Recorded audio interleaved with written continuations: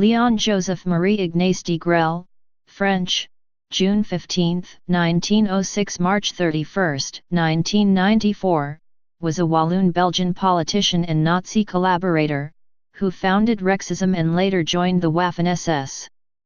He was the leader of the Sturmbrigade Wallonien, which were frontline troops in German combat operations against the Soviet Union. After World War II, he was a prominent figure in neo-Nazi movements. Before the war, after studying at a Jesuit college and studying for a law doctorate at the Université Catholique de Louvain, Degrelle worked as a journalist for the conservative Roman Catholic periodical Christus Rex. During his time at this publication, he became attracted to the ideas of Charles Maurras and French integralism. Until 1934, Degrelle worked as a correspondent for the paper in Mexico, during the Cristero War. He led a militant tendency inside the Catholic Party, based on the Editions de Rex that he'd founded.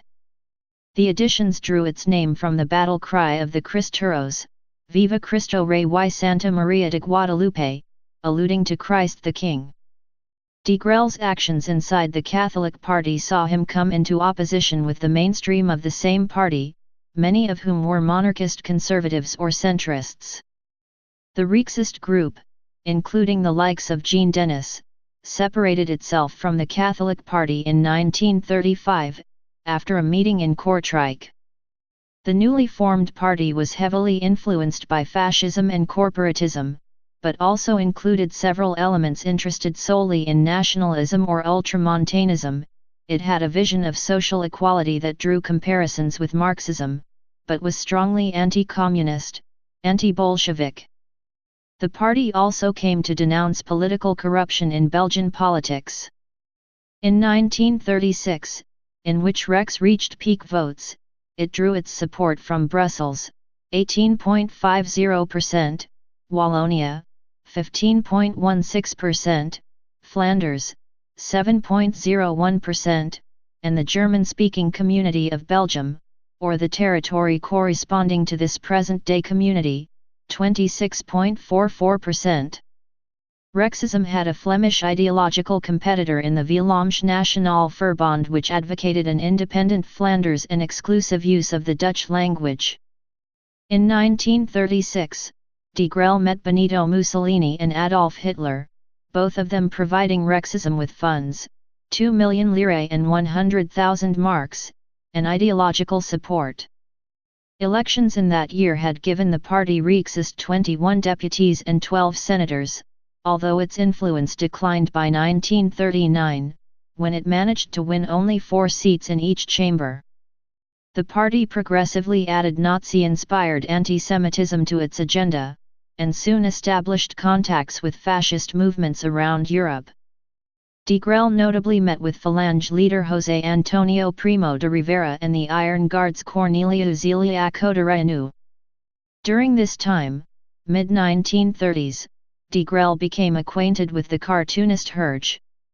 In a volume published after his death, Tintin Monday Copain, the Rexist leader claimed that his years of journalism had inspired the creation of the Adventures of Tintin, ignoring Herge's statements that the character was in fact based on his brother, Paul Remy.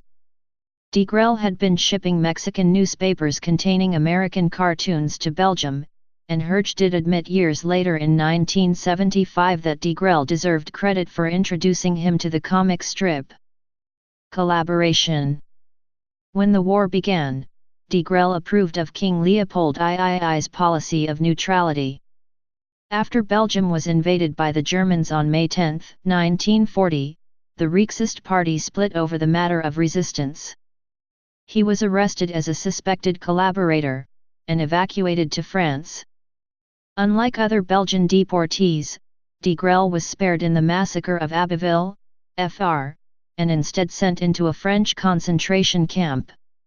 He was later released when the occupation began.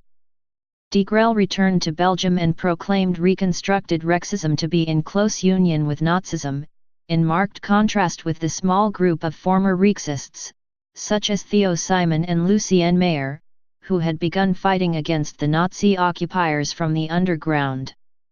In August, Degrelle started contributing to a Nazi news source, Le Pays Réel, a reference to Charles Maurras. Degrelle joined the Walloon Legion of the Wehrmacht, which was raised in August 1941, to fight against the Soviet Union on the Eastern Front. The leadership of the Rexists then passed to Victor Mathies. Lacking any previous military service, Degrelle joined as a private and was awarded the Iron Cross Second Class in March 1942.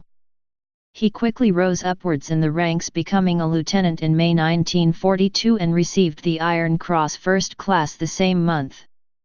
Initially, the group was meant to represent a continuation of the Belgian army, and fought as such during Operation Barbarossa, while integrating many Walloons that had volunteered for service. The Walloons were transferred from the Wehrmacht to the Waffen-SS in June 1943, becoming the Sturmbrigade Wallonien, and served on the Eastern Front. From 1940, the Belgian Roman Catholic hierarchy had banned all uniforms during Mass. On July 25, 1943, in his native Bouillon, Degrelle was told by Dean Rev Poncelet to leave a Requiem Mass, because he was wearing his SS uniform, which church authorities had prohibited.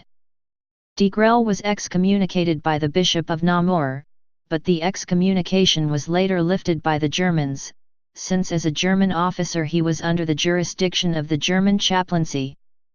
Wounded at Cherkazy in 1943, Degrelle continued to climb the SS hierarchy after the inclusion of Walloons in the Waffen-SS.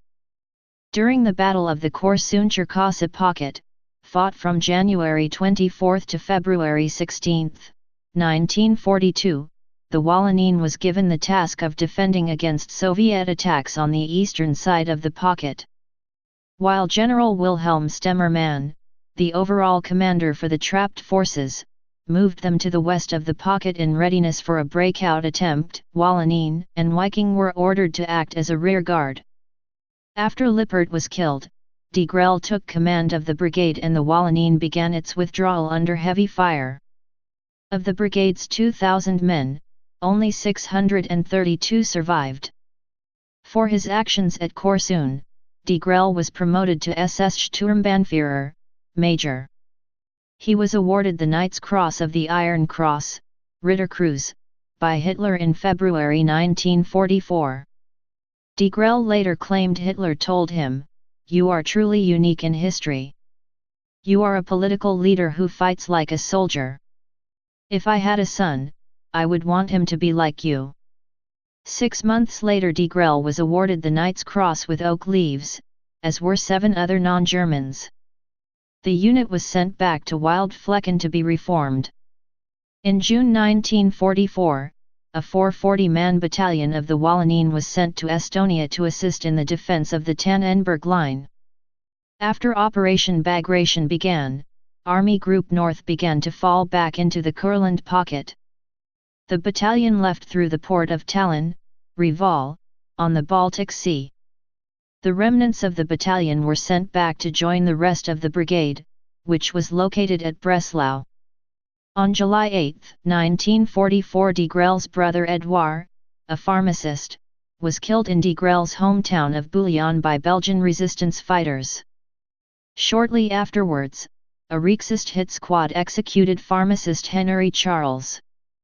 A few days later, 3 civilian hostages were executed, apparently on Degrelle's orders, as all 3 were known to be his political enemies. He commanded Sturmbrigade Wallonien from September 18, 1944 to May 8, 1945.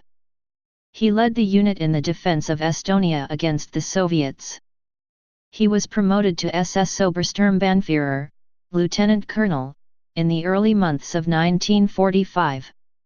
He was later promoted to SS Standartenführer, Colonel.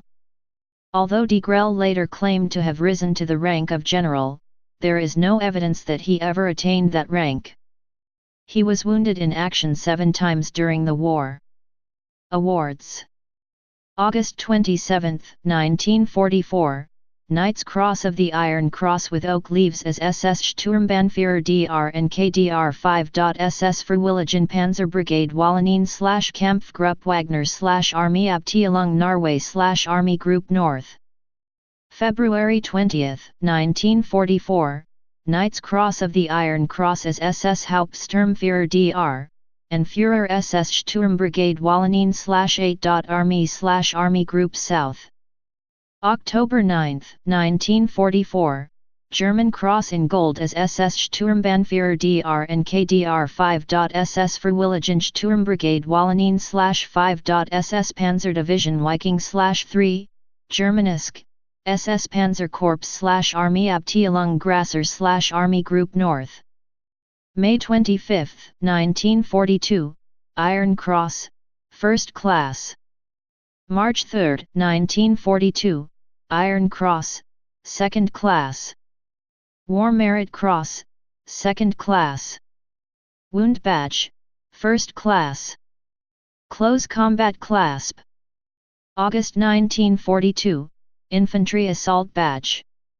Eastern Front Medal. Refuge and Scandals. After Germany's defeat, Degrelle fled first to Denmark and eventually fled to Norway, where he commandeered a Heinkel He-111 aircraft, allegedly provided by Albert Speer. He was severely wounded in a crash landing on a beach in San Sebastian in northern Spain. The government of Franco in Spain initially refused to hand him over to the Allies, or extradite him to Belgium, by citing his health condition. After further international pressures, Francisco Franco permitted his escape from hospital, while handing over a look-alike. In the meanwhile, José Finat y Escrivá Romani helped Degrelle obtain false papers.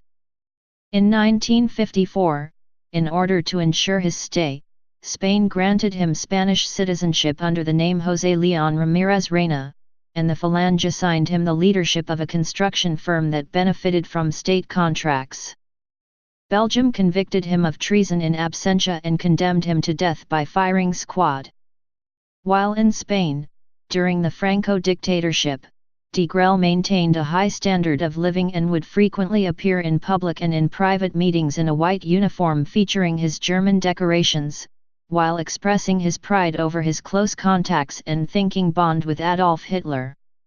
He continued to live undisturbed when Spain became democratic after the death of Franco with the help of the Gil family, and continued publishing polemics, voicing his support for the political far right.